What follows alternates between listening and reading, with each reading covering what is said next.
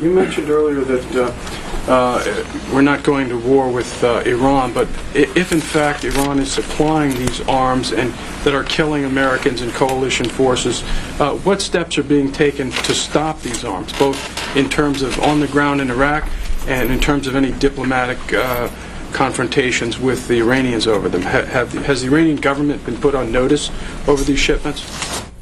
Well, all I will say is that all of these efforts in which we have picked up these Quds Force officers are part of the effort to disrupt these supply networks. Look, the explosively formed projectiles are a real problem because they're so lethal.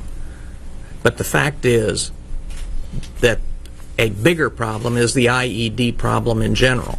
And those are coming from a lot of sources, including from inside Iraq. So the IED problem, as I've said before, the IEDs account for about 70% of our casualties in Iraq. These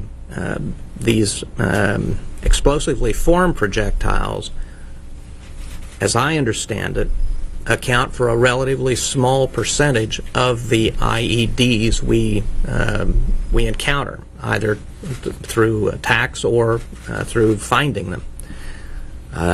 So our focus is more broadly on disrupting these IED networks throughout Iraq.